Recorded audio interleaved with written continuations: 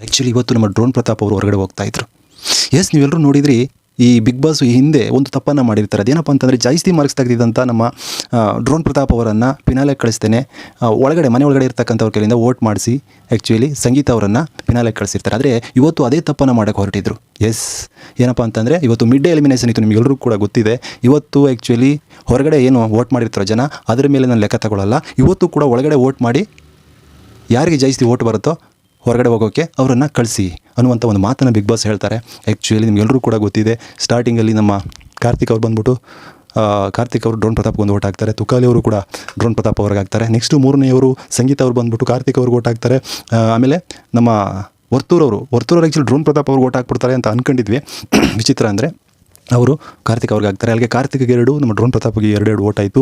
ಆದರೆ ಸ್ವಾಮಿ, ಇನ್ನೊಂದು ಓಟ್ ಬೇಕಾಗಿರುತ್ತೆ, ಅದು ವಿನಯ್ದು. ನಿಮಗೆಲ್ಲರೂ ಕೂಡ ಚೆನ್ನಾಗಿ ಗೊತ್ತಿರುತ್ತೆ, ವಿನಯ್ ಪಕ್ಕ ಡ್ರೋನ್ ಪ್ರತಾಪ್ಗೆ ಹಾಕಿ ಓಟನ್ನು ಕಳಿಸ್ಬಿಡ್ತಾನೆ ಹೊರಗಡೆ ಅಂತ ನಾವೆಲ್ಲರೂ ಕೂಡ ಅಂದ್ಕೊಂಡಿದ್ವಿ.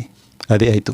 ಕಾರ್ತಿಕ್ಗೆ 2, ಡ್ರೋನ್ ಪ್ರತಾಪಿಗೆ 3 ಓಟು ಅಂದ್ಕೊಂಡಂಗೆ ಬಿಗ್ ಬಾಸ್ ಹೇಳಿದ್ರು, ಡ್ರೋನ್ ಪ್ರತಾಪ್ ನಿನಗೆ ಜಾಸ್ತಿ ಓಟ್ ಬಂದಿರೋದ್ರಿಂದ ಹೊರಗಡೆ ಹೋಗಬೇಕಪ್ಪ ಇನ್ನು 5 ಮಿನಿಟಲ್ಲಿ ಅಂತ ಹೇಳ್ತಾರೆ. ಆವಾಗ ಆ್ಯಕ್ಚುಲಿ ಡ್ರೋನ್ ಪ್ರತಾಪ್ ಅವ್ರು ಏನು ಮಾಡ್ತಾರೆ, ಸಿಕ್ಕಾಬಿಟ್ಟು ಹೇಳ್ತಾರೆ. ಒಬ್ಬ ಮುಗ್ಧ ಮಗುವಿನ ರೀತಿ ಬಿಕ್ಕಳಿಸಿ ಹೇಳ್ತಾರೆ. ನಿಜವಾಗ್ಲೂ ಆ ಒಂದು ಸಂದರ್ಭದಲ್ಲಿ ನನಗಂತೂ ಮಾತೇ ಬಂದಿಲ್ಲ.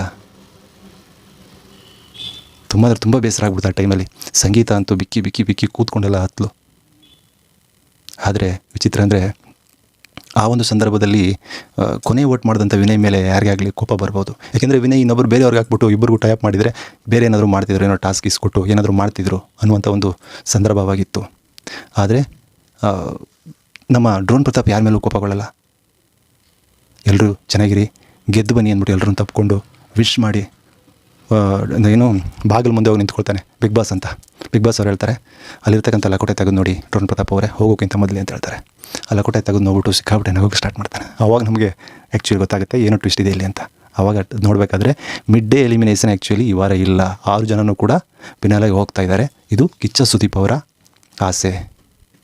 ಆ್ಯಕ್ಚುಲಿ ಇವತ್ತು ಕಿಚ್ಚ ಸುದೀಪ್ ಅವರೇ ಡ್ರೋನ್ ಪ್ರತಾಪ್ ಅವರನ್ನು ಸೇಫ್ ಮಾಡಿದ್ದಾರೆ ಅಂತ ಅನಿಸುತ್ತೆ. ಒಂದು ವೇಳೆ ಅವರೇನಾದರೂ ಈ ಒಂದು ಡಿಸಿಷನ್ ತೊಗೊಂಡಿರಲಿಲ್ಲ ಅಂದರೆ, ಬಿಗ್ ಬಾಸ್ ಏನಾದರೂ ಮನೆಯವರೇ ವೋಟ್ ಮಾಡಿ ಕಳಿಸಿ ಅನ್ನುವಂಥ ಒಂದು ಡಿಸಿಷನ್ ತೊಗೊಂಡಿದ್ರೆ ಪ್ರತಾಪ್ ಹೊರಗಡೆ ಬಂದುಬಿಡ್ತಿದ್ರು. ಟೋಟಲಾಗಿ ಹೇಳೋದಾದರೆ ಆ ರೀತಿ ಮಾಡೋದು ತಪ್ಪು. ಯಾಕೆ ಬಿಗ್ ಬಾಸು ಎಲ್ಲರ ಭಾವನೆಗಳ ಜೊತೆ ಆಟ ಆಡ್ಕೊಳ್ತಾರೆ ಅನ್ನೋದೇ ಇದು ನಾವ್ಯಾಕೆ ನೋಡಬೇಕು ಅನ್ನಿಸ್ಬಿಡುತ್ತೆ. ಈ ರೀತಿ ಮೋಸದ ಆಟಗಳು.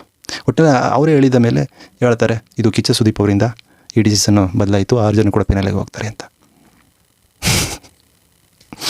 ಯಪ್ಪ, ಒಂದು ಸಮುದ್ರಕ್ಕೆ ಹೋಗಿ ಬಿದ್ದು ಬದುಕಿ ಬಂದಂಗೆ ಆಯಿತು ಡ್ರೋನ್ ಪ್ರತಾಪು, ಮತ್ತು ಫಿನಾಲೆಗೆ ಹೋಗಿದ್ದು. ಓಕೆ, ಕೊನೆಗಳಿಗೆಲ್ಲ ಮತ್ತೇನು ಟ್ವಿಸ್ಟ್ ಕೊಟ್ಟು ಮತ್ತೇನು ಟೆನ್ಷನ್ ಕೊಡ್ತಾರೋ ಇವರು.